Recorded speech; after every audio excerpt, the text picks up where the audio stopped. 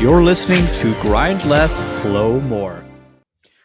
I'm really excited and honored to introduce serial entrepreneur Tamir Barzilai, who is a dear friend, and he's followed my grind since the early days. He's best known for Honeycomb, and it's an incredible food allergy curation app, or an app that helps people with food allergies find exactly what they need, which is so important, especially given what the repercussions can be to not do that properly.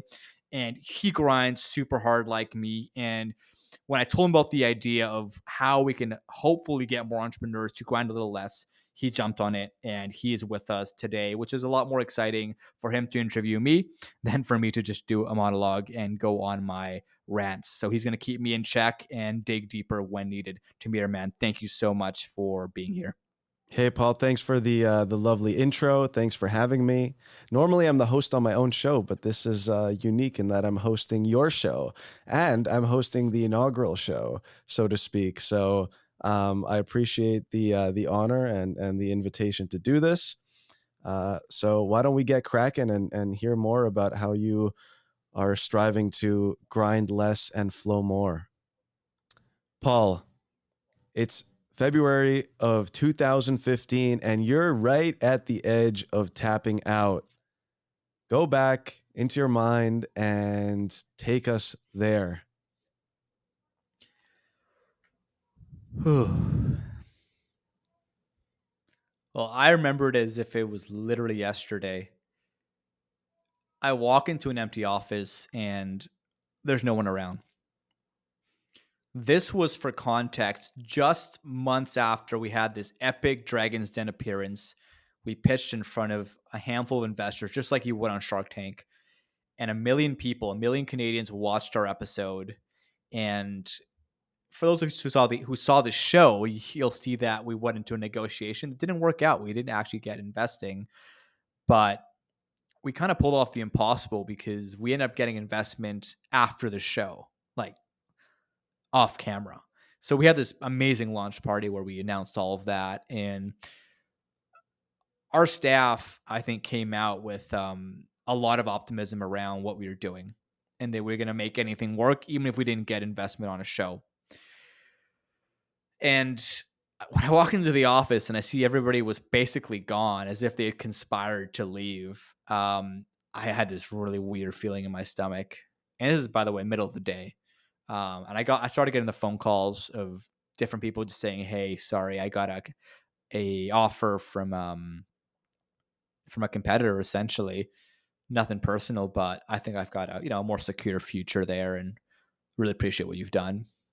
Which, to some degree, I mean, each to their own, right? But it just happened so quickly, and I realized that maybe the dream was starting to be over, right? I mean, really, I started to I realized, well, why are people leaving after we went on Dragons Den and got a bunch of downloads? Well, we looked at our business model, and that's when I think I took the red pill and just realized that our business model was flawed. And I'm known to be quite an optimist, and sometimes I transfer that energy to other people to get them excited. But I think everyone had just sobered up, and I was the last one to be sober in terms of the reality check that the money wasn't coming in, and we were running out of our bank account funds, and we were almost paycheck to paycheck in terms of making money work. So people had left, I think, probably the time that, looking back now, I would have left. And I had my back against the wall. I had it wasn't everyone. I had a few staff who wanted to stick around, but I had to get $20,000 in our bank account. And if I didn't get that, I mean, it was game over, like literally game over. Like getting evicted, not people not paying the rent.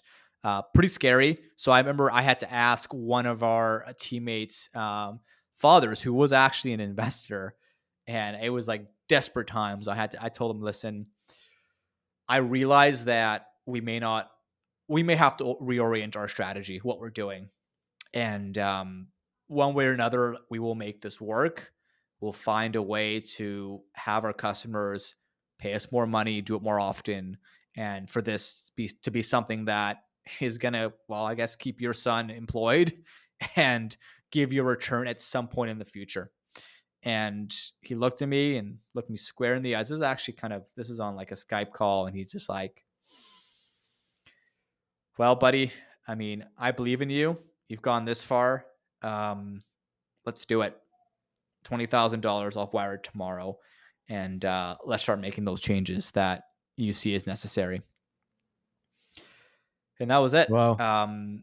Yeah, that was sort of that day in 2015, February. And I had to swallow my pride beyond people leaving. I had to swallow the $1 billion app idea that a lot of us young entrepreneurs, and maybe Tamir, you can resonate with this, get a little brainwashed with from media and from the 1 in a million that kind of make it. And I just became a lot more customer centric. And shortly after that, we started to listen a lot more to what our customers wanted. And these were restaurants. We literally had this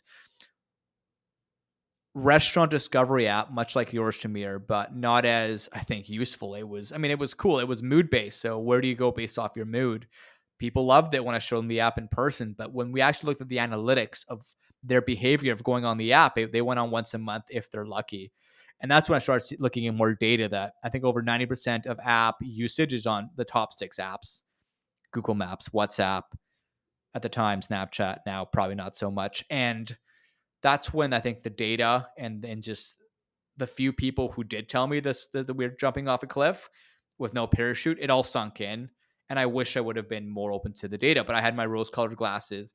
And when you're out of money, reality sets in really quickly. So that's when we start to move in more into marketing services, making websites, doing social media, things that I thought were super lame and not that exciting and not scalable and not something from the $1 billion social network movie, right? It wasn't Right. Zuckerberg stuff.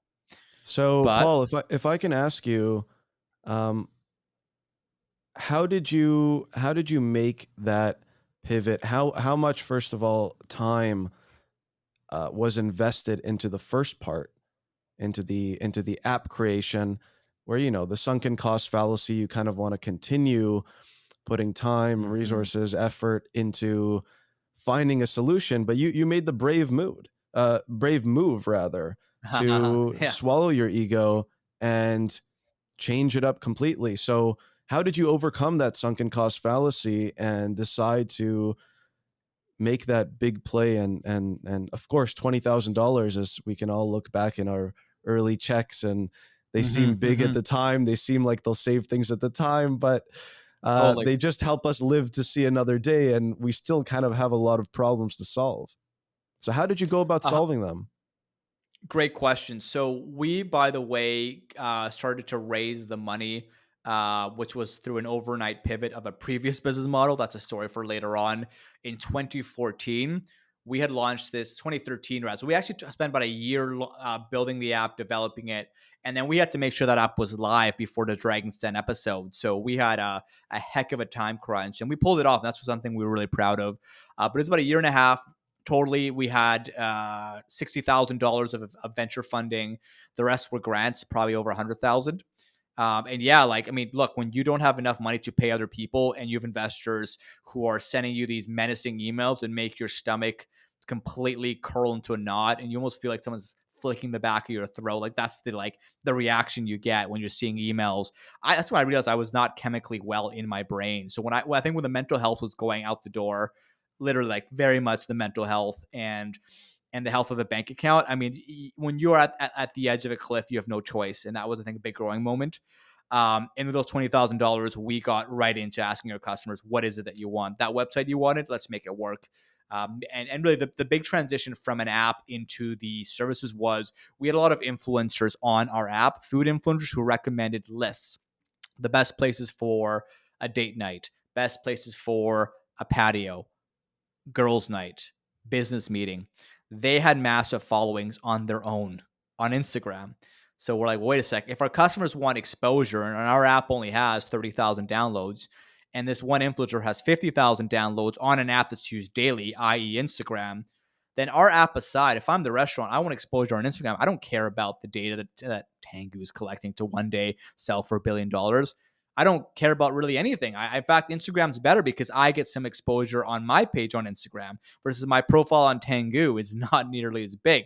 So suddenly, when I put myself in the restaurant shoes, and I combated the reality of just us running out of money and me having to, like, I mean, literally, I had to spend hours and hours to get one restaurant to pay me $50 per month. Can you believe that? $50 a month. And I had friends of mine who were selling people for $20,000 a month. And I just started to realize that our model is completely flawed. And I think some of the key learnings were that, like, I think you have to look at you got to look at, well, two things. Is your business model sound, and are you asking someone to spend their personal money or the money of their company or the corporate budget? And some people were literally getting $50,000 retainers from big corporate clients easier than we were getting $50 a month. And that's when it all hit me that we had to go into services because restaurants had budgeted for websites. They saw a bigger vision there, and they're more on Instagram. So, in a nutshell, our model was completely off. And from the restaurant's eyes, I saw it so differently. That's interesting, Paul. And obviously, myself being in the restaurant space, a lot of your story resonates, and it is very Mm, difficult. And what you're saying of people being able to close a $50,000 retainer, sometimes relatively easier than closing a $50 a month contract with the restaurant, just shows how far in the trenches you have to be to succeed in this space. And so I imagine that this experience helped shape who you are today. I mean, if it comes easy, it doesn't really build the character sometimes that helps pave the path to other channels and other vistas that you get to experience in your own life and have a true appreciation for. So tell us a little bit of how this experience shaped your path moving forward. it's a great question. Steve Jobs had something called a reality distortion field, and that's basically getting anyone to believe the impossible was possible. I did that, and the problem was is that the impossible was kind of impossible. So um, eh, that made me grow as a human in terms of use your powers to inspire people, but make sure you can back it up with data. Make sure you can also back it up with even actually a bigger insight is what I call, is there a product founder fit? At the end of the day, I didn't even really like building an app. I like things that involve inspiring people, which is what how I got people to work on the app. But I was just really going at the pace of how fast our very lean development team, who did an amazing job, could build and iterate the app to be like a Facebook or a Google, which is what people expected. That's another problem in building apps, high expectations. I wanted to do more sales processes, PR, recruiting, and coaching my team and my clients. And that's actually, by the way, where I realized that agency services, consulting, maybe actually was more useful for what I need to do. And that's, again, to basically coach people. So the product founder fit was a bit more on with the revenue model that actually was giving us a lot more money with less effort. So that's all things that shape me today around not just asking customers what they want, also being able to take a hint and understand where their budgets are, what their pain points are. But is this a product founder fit? And if you're not, look, if I was the most passionate person in the world around restaurant marketing, specifically with an app, I would probably would have kept going and just literally just jumped off the cliff. And yeah, maybe I wouldn't be in entrepreneurship still. But I realized that beyond all the data being against me, it wasn't. I was more excited about working with clients from a one-to-one level, and that's something I think has shaped a lot of what I've done moving forward with my other brands. And it kind of also makes sense of how I grew up in the businesses that I had before that all really involve people, and it wasn't so much about technology. Technology might enable what I was doing, but it's all about the people, specifically your customers, and of course your teammates and your partners. So this journey that you've gone on and that you continue to go on, um, or at least up until this point that we're at in the chronology of your journey, it seems to have many similarities to people who maybe aren't actually in the entrepreneurial world, but are in the corporate Mhm, world. And I know a few people who are in, whether they're a lawyer or in finance, or mhm, whatever it might be. They don't necessarily have the same stresses, but they suffer from other stresses. And they've said, I've had enough. And they've decided they want to become self employed or take a new path. So mhm. it is similar but different. But it does resonate, I think, with a lot of people, even if you're not an entrepreneur. And what I would like to know more about is to take that next step, to take that leap of faith to become self employed.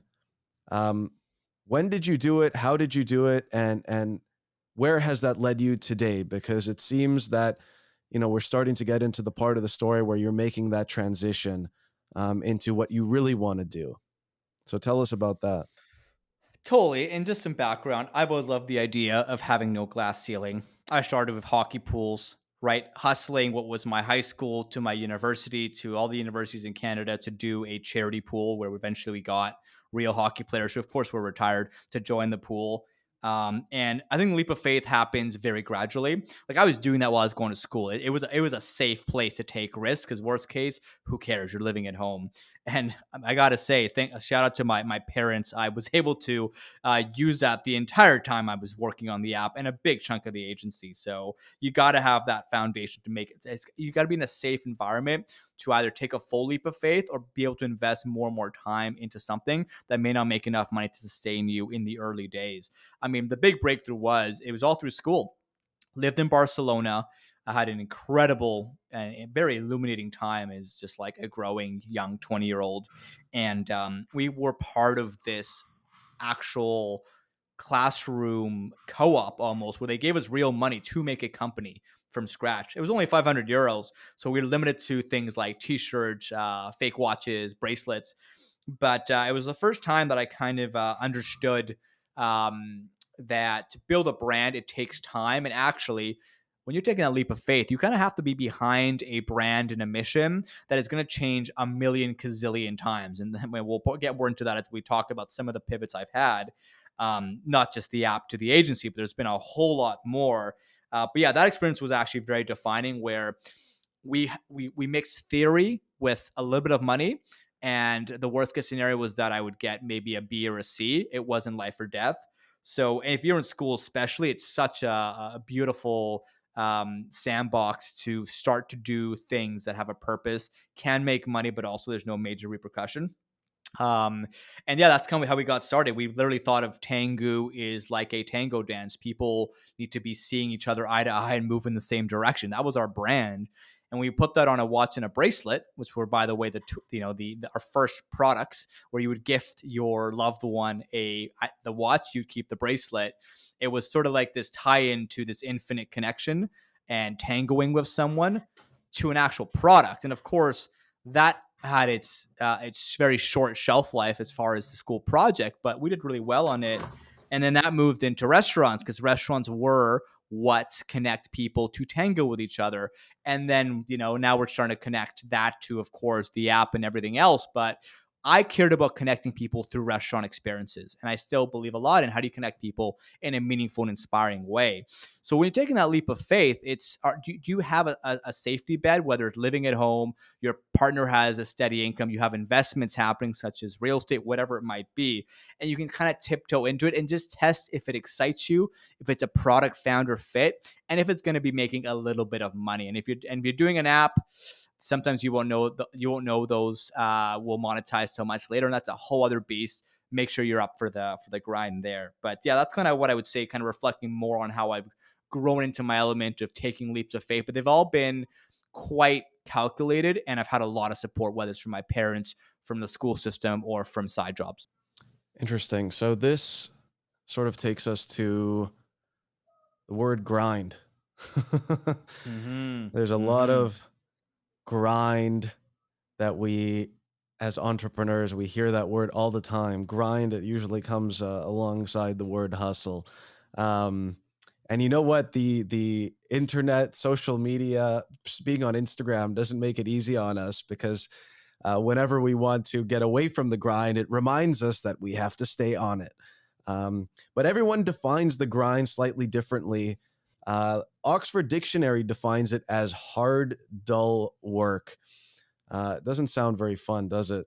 So we Not at see all. it as working harder than you need to on generally low value activities where there is a misalignment between it and the things you love and are naturally great at. So, what is your grind, Paul? And what ways do you design your business now that you can limit your time in it and perhaps connect yourself more to the things that you love and care about and are great at naturally? There's so much to say to that. And this is, of course, the thesis of the podcast. Listen, take a piece of paper out, your journal, maybe your eye notes, and every time you swear under your breath when you're doing an activity, take stock of what the heck that was.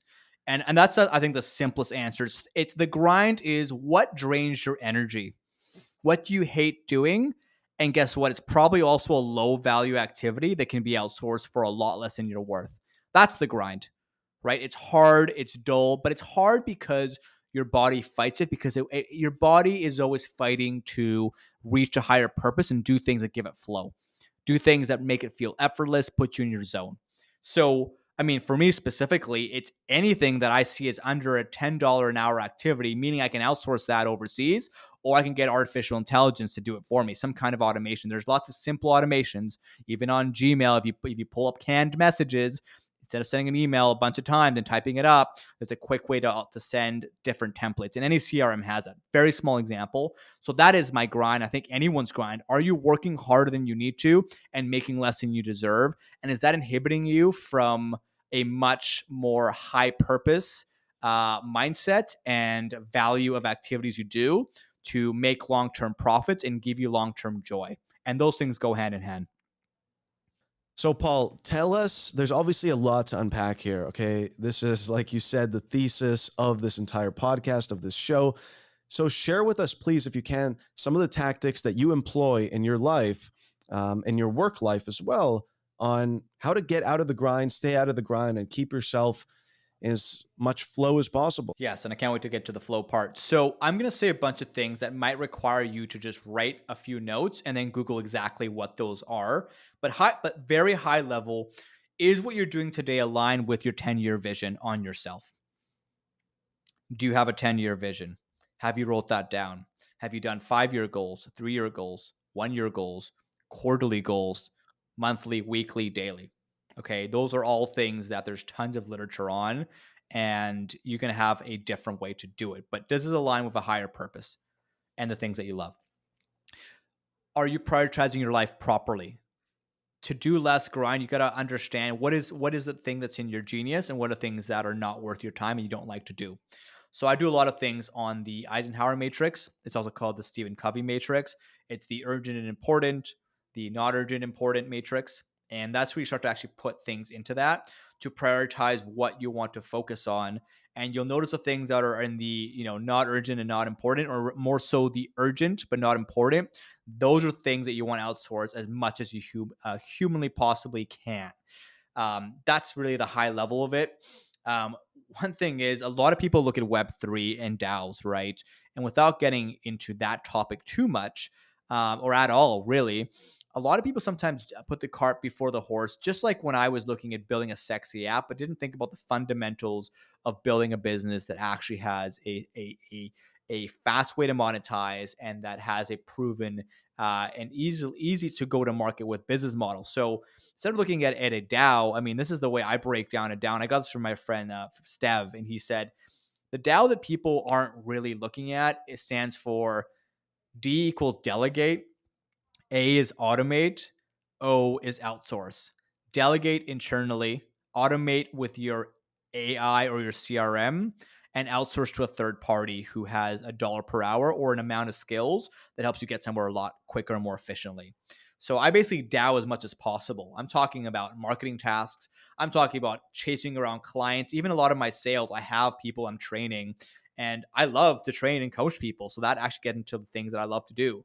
So anything that's below $200 an hour and isn't tapping into my genius or my passion, that will be DAO'd. That will be delegated, outsourced, automated.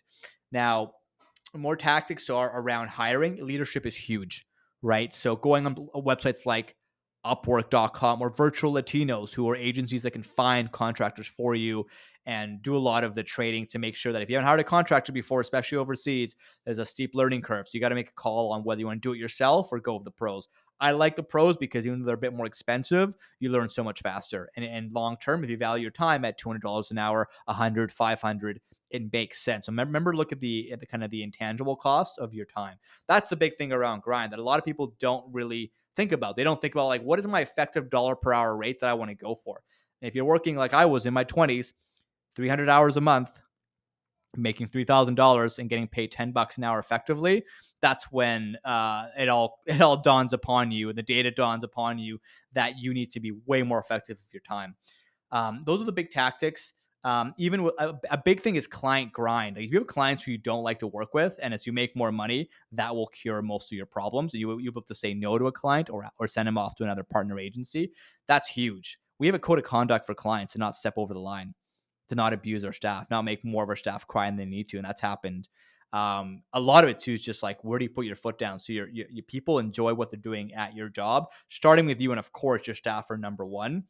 Um, and you know what? Once you can find a way to outsource as much as possible in ways that are within your budget, and ideally you're outsourcing and you're really focusing on how to do sales properly, because then you reinvest that money into hiring more people. My first investments to get out of the grind, once I did the essential low-hanging fruit things, which is really around delegation or just not doing something that wasn't worth it in the end, was hiring sales coaches, personal growth coaches.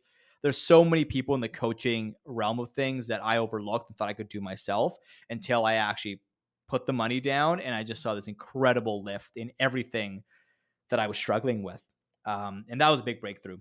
So you don't have to actually drop everything that you're doing. You can find your own way to start to outsource the menial tasks, but then also get coaches who can kind of put you in the right direction so that I'm not on a slow burnout, right? To jump off a cliff basically and not know I don't have a parachute. So those are like major tactics, and like, yeah, like if I can summarize those, especially if you're just starting right now, you have to sell efficiently. You have to sell in a way that feels natural, and you have to bring in money that's not $50 a month's worth. Like if you're selling an app, and if you are, you got to go for crazy volume. It's got to be something that is guaranteed and is enough to justify your dollar per hour rate. That's really big.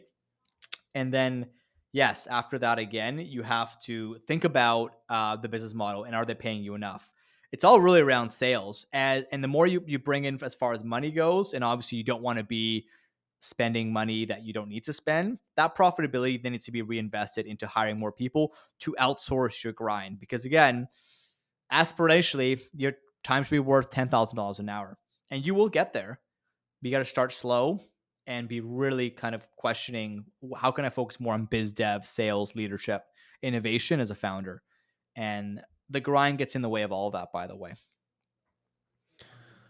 Wow, Paul, there's a lot there, and I think the listeners are gonna like this one. For a first episode, you're doing a great job, Paul. This is very nice. Whew, there's a lot I'm doing rapid fire with, and I can understand people on the hot seat, how they feel. So I think it was good to put me on the hot seat. And again, hopefully there's some value and some foundational topics that people can start to dig into. And the other guests can, of course, open up in their much more unique and interesting ways. But yeah, that's the grind. And I guess it just comes down to, how do you do less of it, or how do you flow through it? I guess that's probably the next topic that we can talk a little bit about, because some things you don't So like, you kind of have to do. that's right. That's right, Paul. And actually, some of the DAO, it reminds me of course, as you said, delegate, automate, outsource. It's very reminiscent of Tim Ferriss's 4 Hour Work Week. For those who read that back in the day when it first came out. Um, 100%. and just 100%. one thing to add, I would love to add is DAO. What is DAO? DAO is connected to Taoism, if you want to take it in that metaphor. Oh, okay. I And like this. Yes, continue. And Taoism has a concept which I learned from the wonderful Alan Watts, and Mm. the concept is called Wu Wei. And that's the concept that we're going to next, because Wu Wei is the natural flow of things, not to go against the grain, but to go with it without any additional unnecessary force. And it kind of segues really nicely into what we want to talk about next, which is many times the grind is unavoidable in our lives, whether it's work or otherwise. But how can we flow through the grind? And a lot of people, I know myself included, sometimes we got to go to philosophy to really understand how to flow through the grind in our minds before we can flow through the grind in reality. Um, Paul, without getting too esoteric here, and maybe we'll keep it a little bit in the shallow end for now, how do you flow through the grind? Love that transition, and I'm learning a lot from you with that analogy, and that will be an offline discussion. So that was the best transition I've probably ever seen. So thank you. I mean, look, with flowing through the grind, here's an example: you are doing emails, or having to do data entry, or having to ship something to someone that you don't want to do. I think about, how will I eventually have the right to fire myself from this task that we've all agreed is not worth my time. My body doesn't like it, my mind doesn't like it, and it could be outsourced for less. But to outsource something, you have to actually experience the pain of it, document it, and then have an exit plan. So if I'm doing something that I know that I will someday teach that to someone else, a contractor, an employee, maybe AI, and I document what I'm doing. I either have an Excel document, I use the tool Loom, Loom. It's a quick browser extension to record your screen. Very easy. It's like I'm creating a course on the go, which I then give to people that I onboard. So it cuts my time and having to do training or having to do repetitive work. So that's the attitude that I have, is when can I exit myself from this? And as I'm actually doing it to enjoy it, I mean, treat yourself. I mean, you've got incredible authors like James Clear from Atomic Habits, Greg McKeown from Effortless, right? That's his newest book. I mean, Essentialism is of course his original one, and they say to trick your brain to make it a habit, but also make it enjoyable. I mean, what if you have your favorite coffee as you're sending off that email, and maybe you put on your favorite song and you go on your patio, your porch, and you're really treating yourself to something awesome while you're doing something that's menial. And you really set some limits. You only do some of these, specific tasks when you're writing that email, when you're doing that menial work. That's flowing through the grind. You actually are tricking your brain, and you're balancing out the in the moment annoyance and irritation with not just that long term vision of outsourcing it, which I think is super important to know where you're going, but you're actually treating yourself to something that gives you pleasure on the spot. That's the best way I've thought about, and how you can flow through the grind. And I think it's massive to do as you are on your way into flow. Got it. So it's sort of a real time regulation of your mood, your emotions, your well being, to put you in the right state to get through those tasks You without the got it. original friction that might be there. 100%. So going in deeper into flow state now, flow state is generally defined by experts in the flow space as a state of complete immersion in an activity. Being immersed can be defined as a state of focus in which a person is completely absorbed and engrossed in their work. This is the micro of flow, and it's felt moment by moment. The macro of flow is if you are holistically working on a bigger vision that aligns with your highest purpose and passions. So, Paul, what vision and everyday activities put you in flow from a macro and a micro level? Yes, that is, I think, where I guess the pen really hits the paper. So, macro level, as we learned throughout the interview, I really enjoy inspiring people to be at their highest potential. It's how do I connect more good people in great ways so they can do extraordinary things. That's like my everyday sort of beacon and mission. And I didn't quite understand or define it like this until I probably cried for the first time from happiness as an entrepreneur. And this was right after COVID.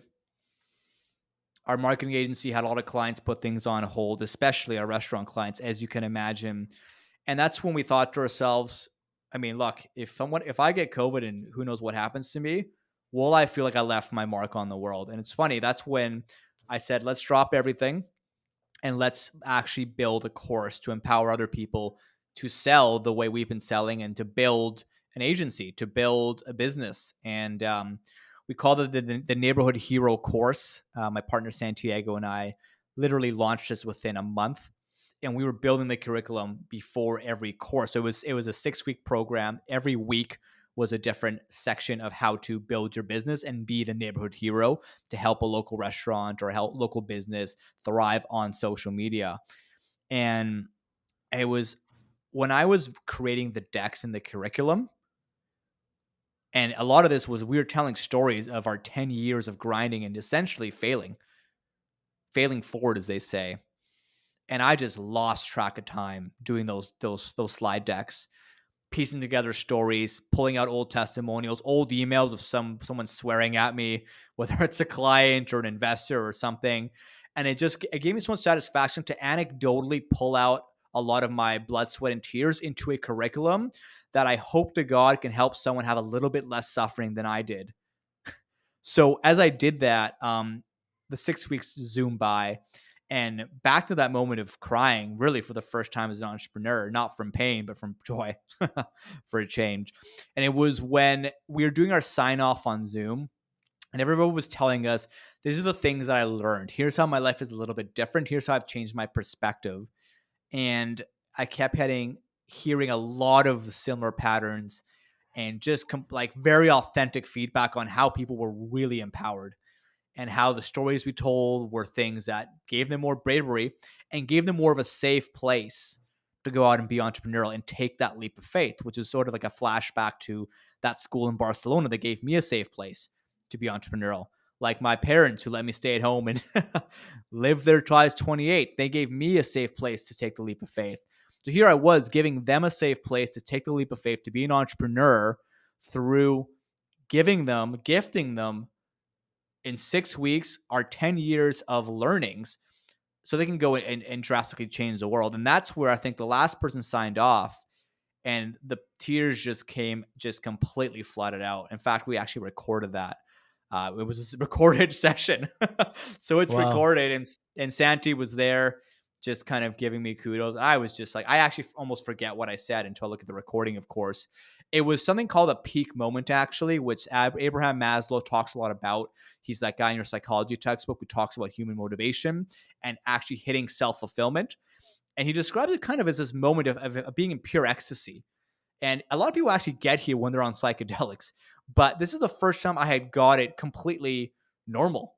And it's this moment of it's euphoria. It's you've hit that top of your pyramid. And if you need a refresher on what his pyramid is, go online or look at episode 0. But I had it, and it was there was no debating that what I had done in those 6 weeks was my ultimate flow, because my brain thinks about how do I monetize things? How do I make something that impresses other people? Right? That's just kind of how your brain's wired. My heart was saying, this is what you're meant to do. And I had this visceral reaction of crying. And I took that as a very obvious hint of what gives me flow, which is to inspire people through stories. And that kind of segues into what the heck we're doing right now on this podcast. I mean, I love to pull stories out of other people and tell them my stories to help them get to their next level and make the journey a little bit more less painful. To still have those valuable learnings, but to do it in a way that they can do a little bit faster and with a bit more joy. And that's what getting out of the grind is. It's finding that alignment with your genius and your purpose. And literally, I think it wasn't until a couple of years ago that became very, very apparent. And that's the macro flow of going from not being a very rich man through, again, experimentations, but to being rich in terms of wisdom and purpose, right? And of course, legacy and helping other people. So that's the macro flow. And I think the micro really comes out from what I said is building the course. It's writing, quitting curriculum, telling stories through immersive media, coaching people to be their best, doing things that I can, again, get them into the reality distortion field from Steve Jobs, but into something that the business model is completely sound. It's human empowerment. And if you can motivate someone to actually build what they're doing and find their flow and understand what their grind is and get out of it, that's something that I will, basically to the grave take with me. And I will make sure that people get very aware of that. And again, how can I bottle up 10 years of grinding into an episode, into a few words, into a workbook, into a course, into a retreat? Those are all things to be continued and coming soon in the future. But all the brands that we run right now at Tengu, which is, by the way, has evolved into a sales automation company to get people out of their grind, to do the proper kind of sales, and let robots do the part of sales you don't want to do. It's all around how do people grind less and flow more. And that's the vision, and that's the beacon, and that's where we have this umbrella. So that's what I see as flow. Paul, what an impactful story. This is the first time that I've heard it. Frankly, wow. I mean, it's just so pure, and the essence of what we want to do and what we want to attain as entrepreneurs. We do want to attain that feeling of bliss. That is our version of the enlightenment they preach out in the East. Mm, So mm. we kind of want that in our work. If we can get that in our work, we don't need to get that, in just a few hours every weekend and have to look forward to that as our Mm-hmm. as our solution, a temporary solution to the problem. So I think Exactly. just going off script here, I think what you're doing is amazing. And for those listening, you don't want someone telling you how to attain bliss and how to feel good and how to get that feeling who hasn't gone through the pain and the suffering and the torture of the other side. And it's very evident on very evident on the show so far that it's clear Paul has seen both sides of the equation, if you will, and we shouldn't take what he's saying with a grain of salt. We should take notes and continue to investigate how to apply this to our own lives. So, without further ado, let's keep going, Paul. I have a few more questions for you here, and we should definitely get through them. So, Thank you. tell me about the vision and everyday activities, um, and how they put you into flow on a macro and micro level. The everyday vision is,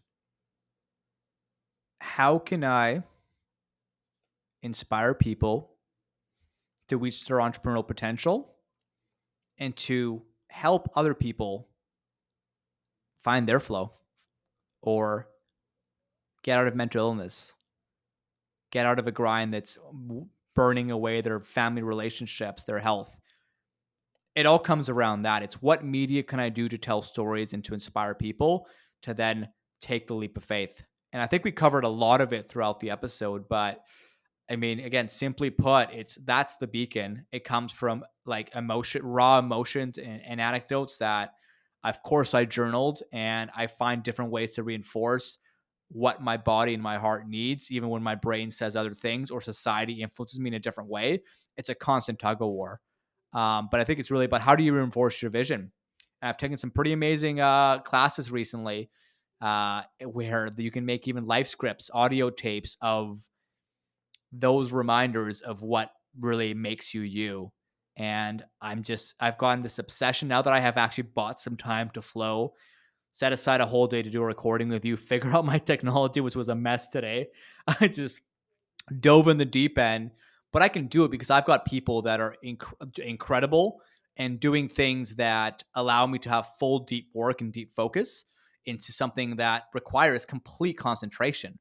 Creating stories and recording and inspiring people at scale requires not just a super quiet room when your phone turned off, but just immense concentration.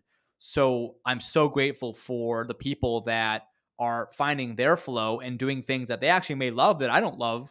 And I mean, it's a beautiful confluence of everything, right? So, yeah, to wrap it, I mean, look, you got to build a team that fits into the equation, and it's a trade off of what you find as a grind is their flow.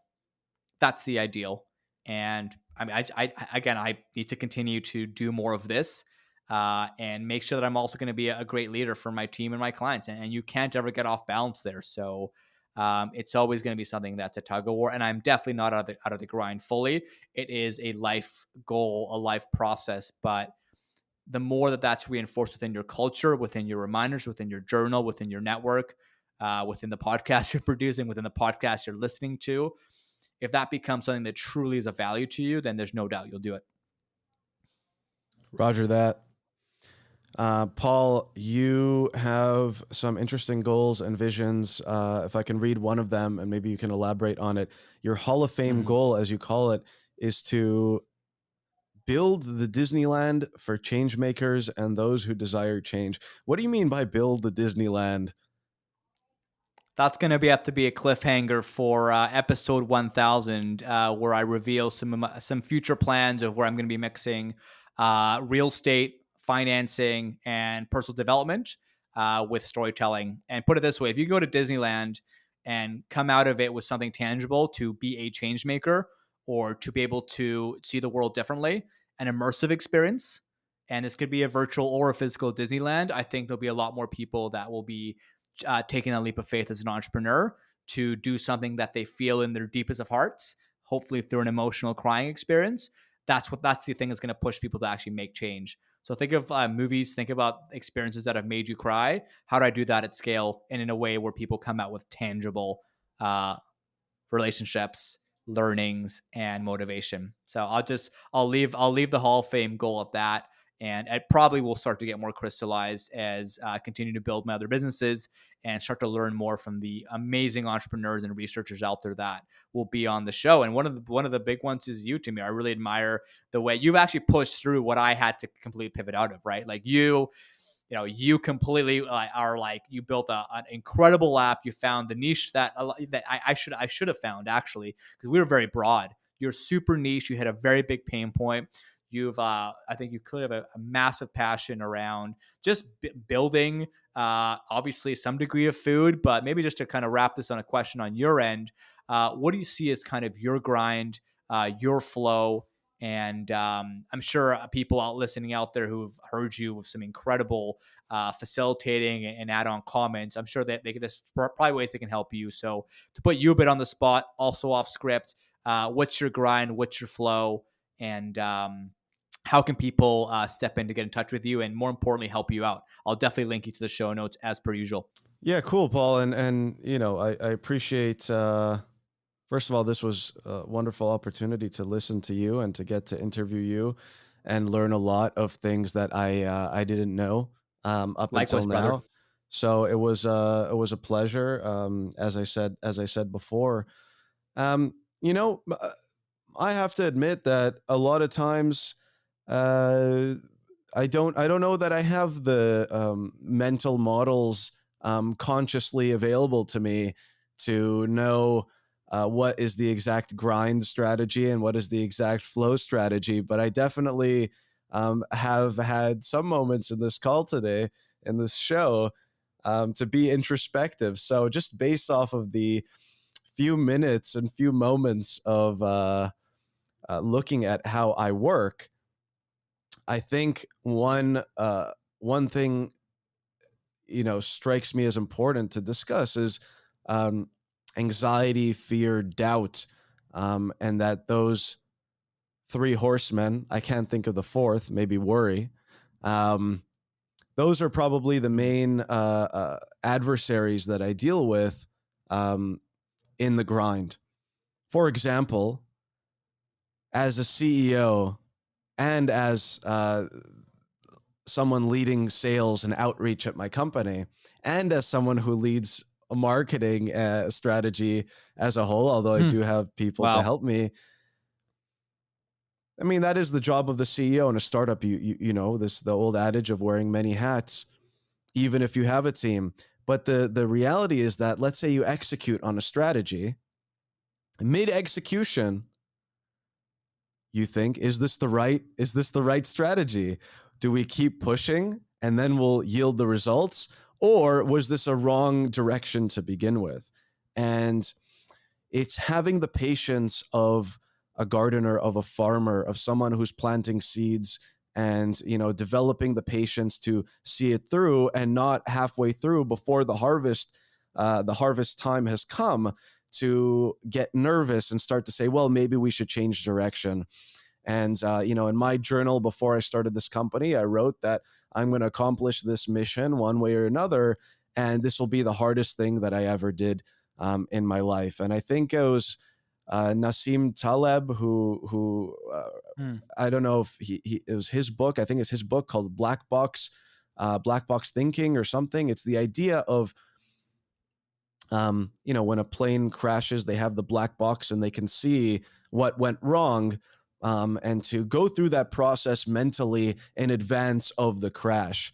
And I am always thinking of the points of failure in my processes and questioning how I can prevent mm, those from happening. So, mhm, again, for another analogy, the punch that hurts the most is the one that you don't see coming. So 100%. when you take the time to anticipate the obstacles in your way, then you have an opportunity, albeit a short opportunity, albeit still difficult, to arrange for a strategy to overcome them. And Mm, I think a lot of my time in the grind is planning and arranging for time to overcome the obstacles. But I'm still in the middle of my journey and still figuring out the flow. And I look forward to listening to your future episodes and learning more about different strategies and tactics on how to increase my mm. flow and decrease the grind. So perhaps we'll Wow. leave it at that. I love it. The pre-mortem, and that gets talked about by very well off and successful entrepreneurs. And I write it down, but I don't execute it as much as I should. What's the pre-mortem of what could go wrong? Not just of your whole company, but with certain initiatives that you try. At what point do you quit?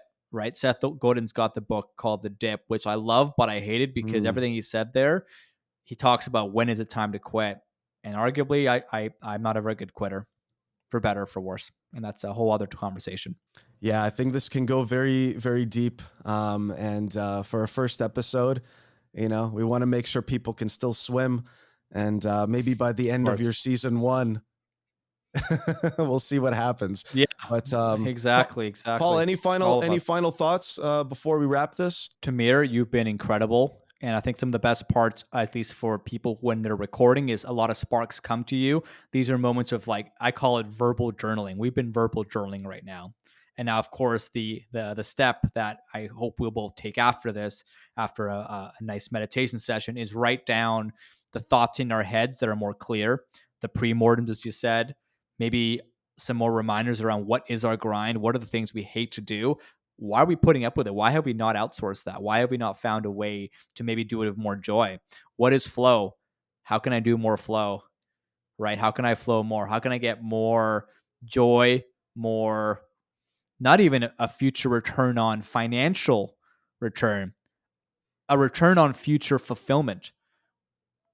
And some of the beauties of it, if you actually can outsource the grind and make enough money to be able to be an activist or do more social good or solve more climate change, do things that honestly are not meant to make money, part of that actually kind of excites me.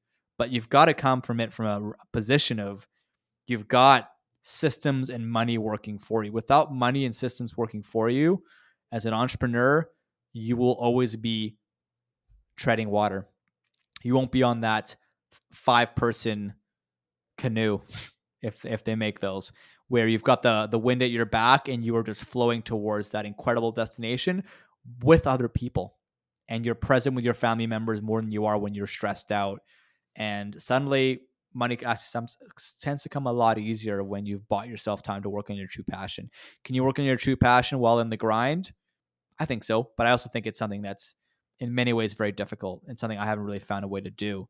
So, this is a journey. I'm still in the grind. I think we all are, but I hope we can more so find time to get everyone into our flow, help each other out, and one day build a small colony or a small Disneyland for change makers. So thank you again, Tamir, for the great questions. Really appreciate you. Thanks so much, Paul.